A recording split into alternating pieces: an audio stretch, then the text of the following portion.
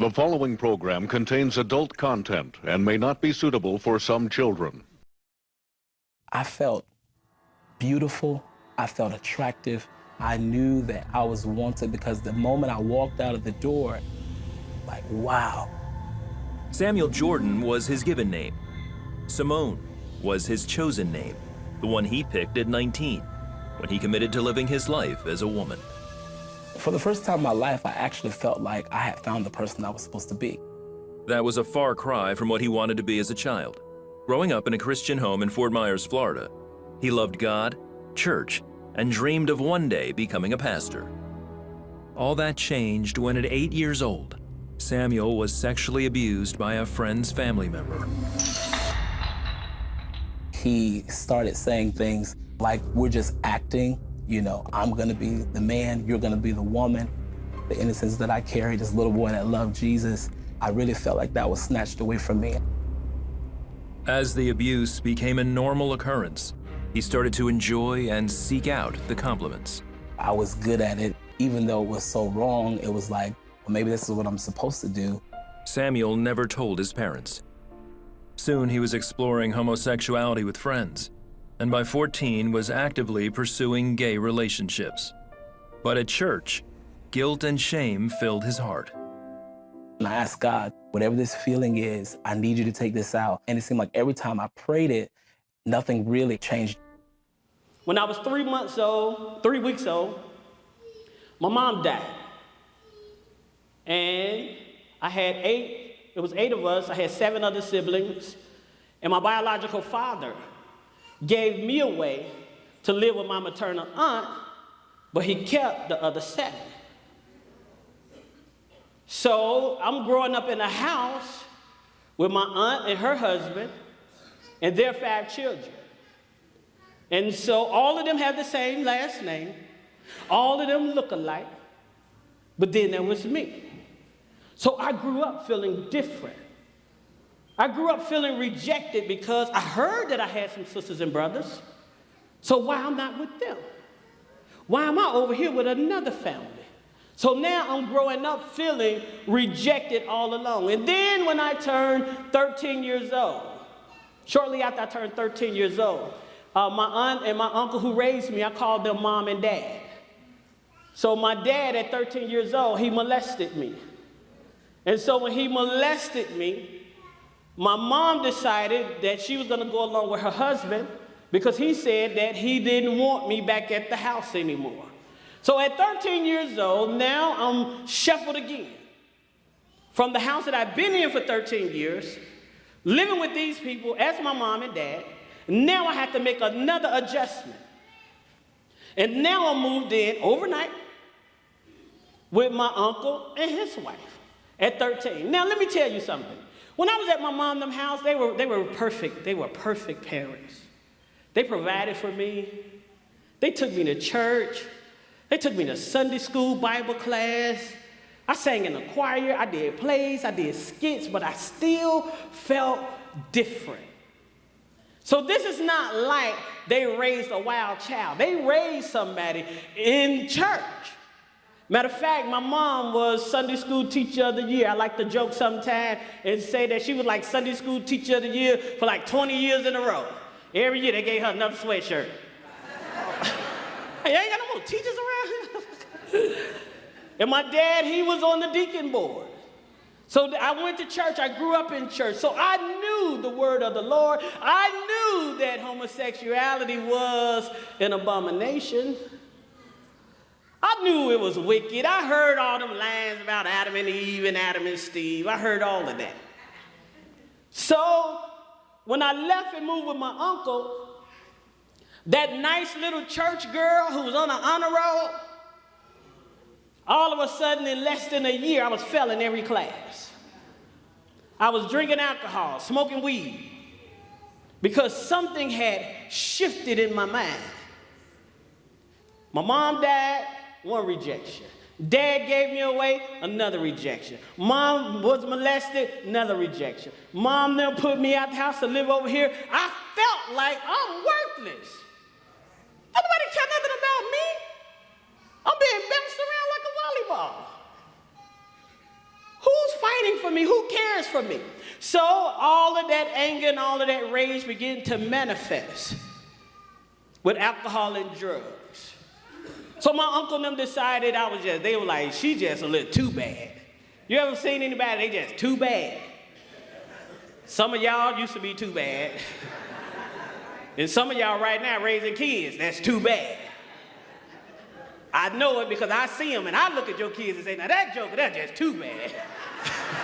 That was too bad right there. I met my husband in college, and immediately I enjoyed him because he had a great sense of humor. He was very well liked among the student body members, and we became friends first, and he made me laugh a lot. I noticed that he was not as passionate as the other guys I had dated, and I believed that it was because he was going to be a minister. He was studying to be a minister. I think the reality of homosexuality did not really come to me until after we were married. It was very difficult for him to be intimate with me, and the time between our sexual experience got longer and longer. He had stayed to work on his master's degree. I had finished school, and he began to spend a lot of time in the men's dorm at the college. And we'd have guys over at different times, and that putting together with the lack of intimacy in our relationship, I began to put two and two together. We left college to attend seminary, and while we were there, in an evening service, church service, they invited people to come down and pray about issues that they had. And I was feeling very stressed by that time about our lack of intimacy, so I went forward and prayed. And actually, one of the seminary professors where he was attending came and prayed with me. And I disclosed to him that I was concerned that my husband might be homosexual. It was with that news then, a couple of days later, that was on a Sunday, I think it was either the next day or Tuesday, they called him into the office at the seminary. And they said, you know, if you're homosexual, we need to find out if this is true. So they sent him to a psychologist. It was within a couple of weeks that we got the report back. The psychologist said I was perfectly normal and my husband wasn't gay. That was the end result of that.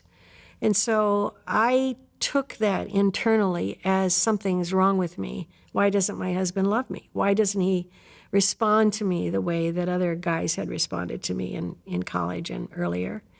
As I look back, I see that the devil deceived me, and he deceived many, many thousands and thousands of others into believing that we could be happy. You know, that's the deception, that this is a happy life. This is a gay life. This is a gay pride. We are happy. None of that is true. None of that is true. I began to organize social events for lesbians of color at the time. Myself and I had two other business partners, and we were a perfect fit.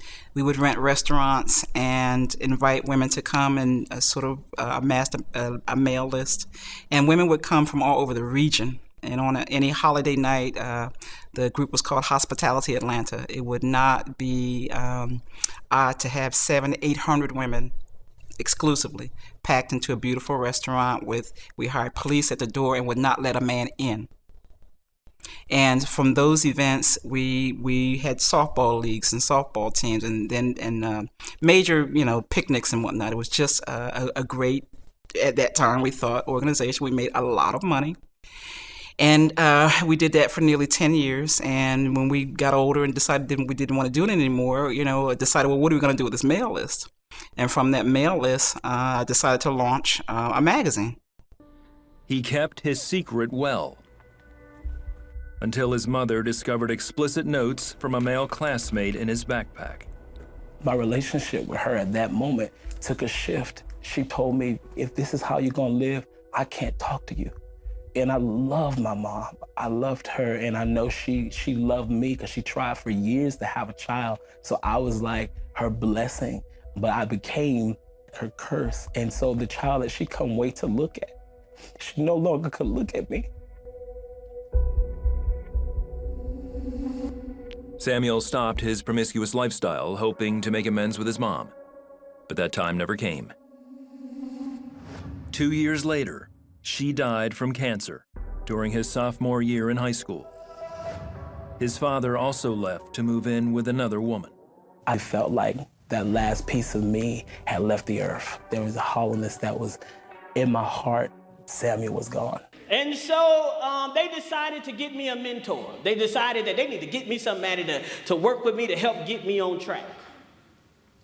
And so this lady in our church, she began to mentor me, and a couple of times we talked about homework and all of that, but then the conversation began to shift. She began to tell me little things about her sexual escapades. So I'm a young teenager. I was shocked. I was intrigued. We began to talk about different forms of sex. And so now they thinking that we're doing homework and learning some stuff. We wasn't doing nothing like that. We was drinking, smoking, and before long, she began to ask me about my sexuality.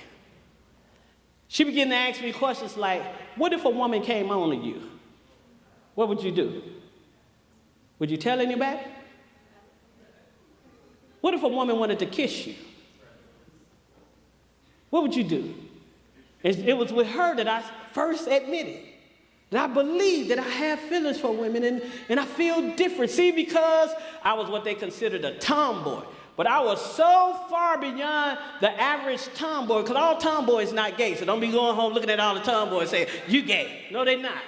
And so this woman in my church, she became actually the first woman that I had my first lesbian experience with. So it was this woman who, in my church, who I had a lesbian relationship with. Now, our relationship didn't last that long because I soon discovered that she was having relations with other girls in the church. And so we broke up, but now that appetite is open. I done experienced something, man, and it felt good. I was like, oh my goodness, this is really how I was created, because I always felt different. I never felt like I was a girl. So this is how God created me to be. Then I met another woman. And this particular woman, I spent nearly 15 years of my life with. We raised 2 boys, had a nice little house in the suburbs. Man, we was living good. I was working for the government. She had a good job. We was living what we thought was the good life. I felt like our family life was better than some of y'all heterosexuals' lives. And so I was with this woman, and life looked like it was going well, except I had one issue. And the one problem that I had was alcohol. And we moved to that location, which was up in Oregon. It was then that we decided that we would get counseling at that point. We had counseling with 3 different counselors, none of which knew what to do in our case. Then it was a surgeon in the church where we were serving who had done some lay counseling that decided to try to help us. So he helped us for about 1.5 years. And then he finally said to me, I'm sorry, I can't do any more. I don't know what else to do. Your husband's not cooperating. And I was devastated. I was ready to walk out of the marriage at that point, and my husband said, please be patient with me. I'll try to get help myself. I can handle it myself. Now, bear in mind that I still did not know that it was homosexuality that I was dealing with, because he never named it. The counselor never really named it. It was almost like a sexual dysfunction kind of thing. So we continued with him. When he said he no longer could help us, that's when I began praying, God, show me, is he really gay or not? What's happening here? And it was within around a month or maybe a little more, that he was arrested one night, and it was one of the kids in the youth group. And he said, I need to tell you I was arrested tonight for being caught in a homosexual act with a minor. And all I could think of was the prayer that I had prayed that God would show me that that was true. And I said to him, were you in a homosexual act with a minor? And he said, his response was, I wasn't doing anything wrong.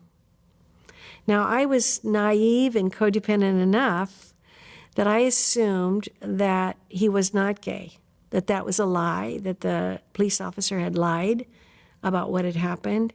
And so at that point, I thought, thank you, Lord, he's not really gay. He wasn't doing anything wrong, never understanding the rationale behind his answer.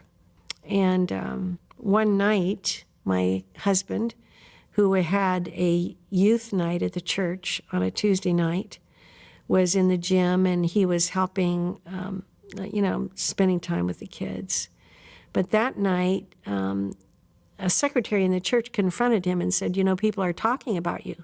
They're saying you're homosexual. And he said to her, if that's the case, I'll do something about it. So he sat down that night to a typewriter, not a computer, but a typewriter. And he wrote a letter to the pastor, and he said, if you think I'm gay, I'll leave. And he gave it to the son of the pastor to carry home to the pastor. The pastor took the letter to the personnel committee the next day. This was on a Wednesday. And they asked him to leave the church by the weekend. The strategy is always to get one little foot in the door, when in fact, the plan means we're going to take over the whole thing. Well, why don't we just get a statement, Mr. School Board President, in your school board policy that you simply acknowledge the fact that we will not fire a gay teacher, or that there may be some gay students that we're going to be okay with, not trying not to be prejudiced toward them through our policy. We just want one little statement in the booklet, when in fact the plan is to take over the whole school system, as we see now 15 years later is happening. There's always just, that's the strategy, just to get in under the wire, and then once you get enough of our people in, then to do some major work. I was asked to help with domestic partnership, get the domestic partnership bill passed in Atlanta, Georgia. And they helped to train me to go in and speak with council people and to speak with the mayor. And of course, they chose not only people of color, but also people who were landowners. Of course, I owned a home at that time. And people who had a good, strong voting record. That was also very important. And so we would go in under the wire, and basically what we were trained is that don't talk to anybody else about this. All we want to do is get in, talk to the council people. We don't even want the church folk to understand that this vote is coming up soon. We want to be able to fill the auditorium on vote day with all gay and lesbian landowners, so that the politicians will say, my God, we kind of have to do this. That's the strategy. That's the strategy. They were able to infiltrate media.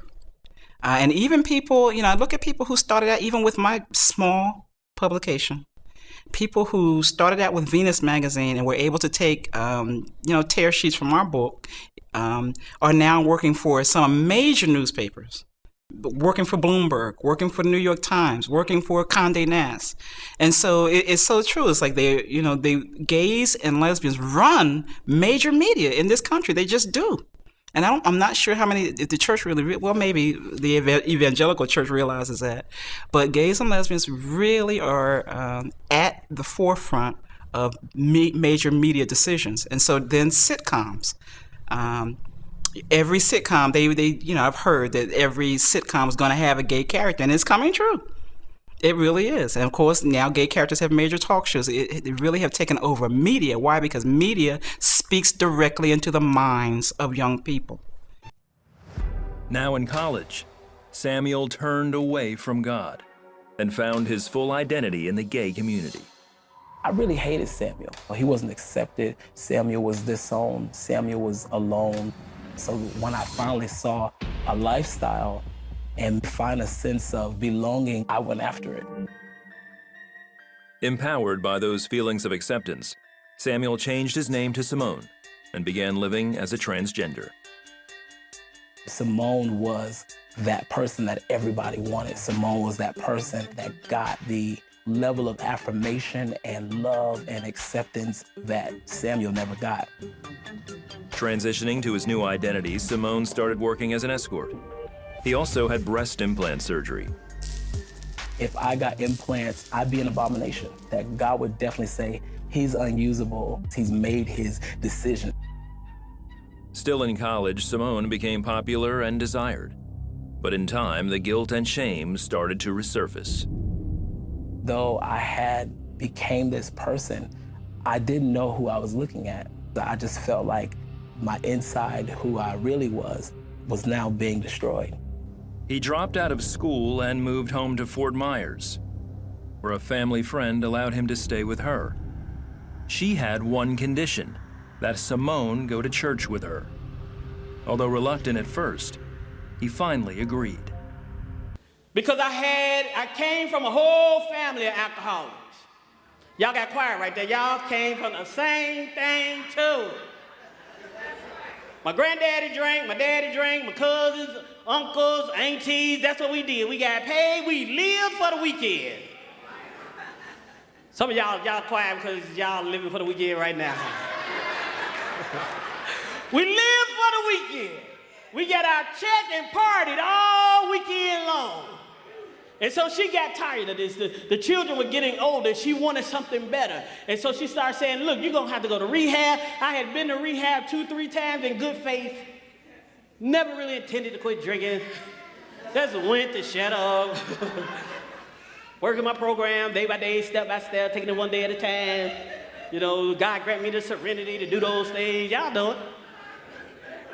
So she decided that she couldn't take it anymore.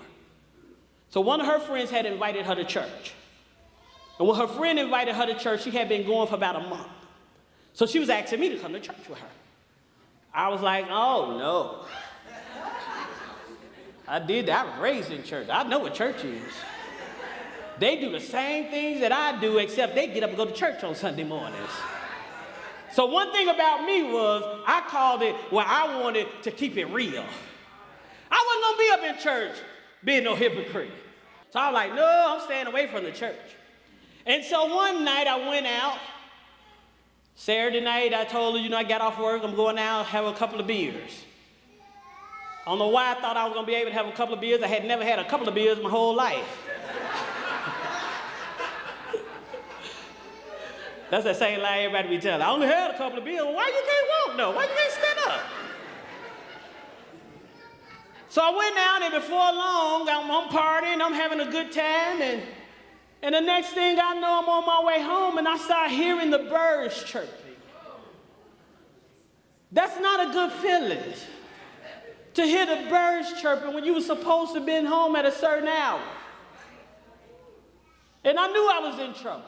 And I walked in, and she was standing in the kitchen, and I came up with what I thought was some very good excuses.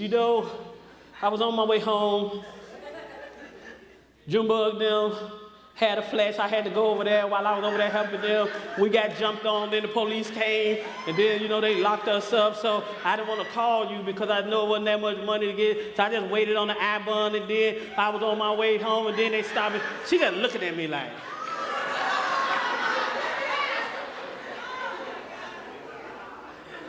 but I knew something was different that day. I said, she gonna leave me. She had been threatening to do it for so many years, but for some reason that day, I was convinced that she was going to leave me. So I'm smart. I'm a drunk, so drunk people smart, we think. For all that Crown Royal and Miller Lite and cocaine and cigarettes that I done had all night long, I go and sit on the bed, and something started telling me, she been asking you to go to church with her. So go to church with her. And so that's what I did. I went to church with her, right? What happened, the same attorney who got him out of jail, the personnel committee met with me, and they said, there's no hope. He's got same-sex. This issue, meaning homosexuality, is not something that changes. So you just need to move on with your life. And the attorney that got him out of jail filed our divorce papers. And so we determined that we would move to Southern California, the two of us. He would go his own way, and I would take our one child that we had at the time and become a single mom. When my husband finally told me that homosexuality was his issue, I was devastated in a new way. I had already been devastated by the loss of my marriage to him. But I loved him very much. There was no lack of love on my part. And I felt so angry at God for a while. I thought, Lord, I've kept myself pure. I wanted to be married to a pastor, believe it or not. And I was devastated when I found out that this was his issue. And why did God allow for this to happen? I hadn't planned on shifting out of it. I was doing just well. You know, I had a magazine that was on automatic pilot. I was doing very, very well. And at the top of what I thought was my career, my mother passed away. And that was the beginning of the change that God was setting up for me, because I'm the oldest of two. And now my grandmother, who has Alzheimer's, becomes my responsibility. Here I am in the middle of a 10-year relationship with another woman. And we're living together in New York. And my grandmother is now living with us. And my life changed in so many ways. And it was a huge reminder to me when I would go and put flowers on my mother's grave that that's where my mother's going to be. That's where my mother is. This is where my grandmother's going to be. And this is where you're going to be. And when you look at, your mortality, it really forces you to think about what's beyond this grave. And I was forced to think about that. And having, again, that seed of righteousness that was way down in me from, again, that 12-year-old got saved experience, and being forced now at 42 to say, where are you really going to spend eternity? Just getting buried in this ground is not it. It's not over. What's going to happen after that? And that may come sooner than you think. That began to change just the way I saw the gay life. Now, did I continue to publish the magazine? Yes. And I went to some, events? Yes. But I saw that people were not paying attention to the ever after. In fact, they avoided it. And I was never one to go to a gay church. That just never sat well with me. I knew it wasn't real. I knew that was not the God of my understanding, the only God there is. And I could not get in line with that, so I just didn't go to church very often, except to a family gathering or function. But I did not know that I could be free in my flesh again. I always struggled with that. Can I ever be free in my flesh? Can I ever not want a woman? Can I ever not look at a woman and desire her? Can I ever break free of that? That is how I struggled. And one day, again, here I am, in New Jersey, and a pastor happened to call me on the phone, wonderful woman of God. And she asked me, she said, Charlene, we discussed our business, and I guess there was just something the Lord prompted her to ask me, where are you in the Lord? And I said to her, in my spirit, I wanted her really to help me with this dilemma. How do I get free of my flesh? I said, but if you discuss the flesh with her, the kind of flesh you're talking about, this woman thing, this woman is going to, run and hang up the phone and never talk to you again. But that's not what happened. That's not what happened. She listened to me go on, and something began to unlock and unravel just at that time. And just that stony ground began to break up so she could get some word in me. God just sort of shut me up. I was speechless for several minutes.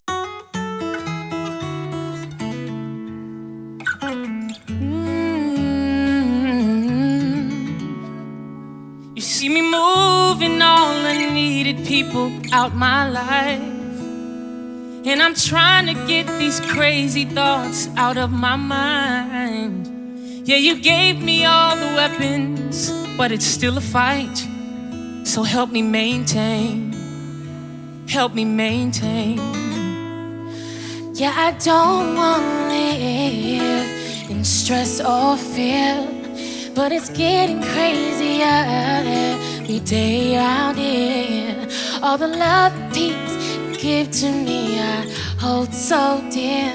So help me maintain. But as soon as I walk out the door, I'll need you more and more. Yeah, I realize that sometimes I'm just not that smart, but I desperately just wanna be where you are. And compared to a while ago, I've gotten far. Just help me maintain, help me maintain.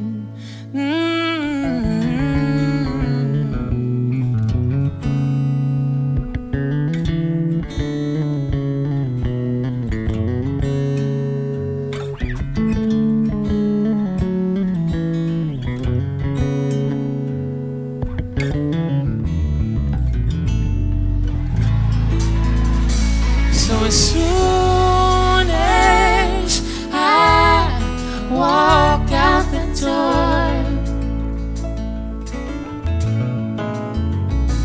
I'll need you more and more. You know what's in store, so I'll need you more and more. See, I recognize this is a day that you have made, so I'll walk in love and put a smile on my face. But in case I run into someone on a different page, help me maintain, help me maintain. Oh, my joy, God, just help me maintain. Oh, my peace, God, help me maintain. My sanity, help me maintain. My smile, Jesus, help me maintain. My life, Lord, help me maintain. My heart, help me maintain. Every part of me, help me maintain. Help me maintain.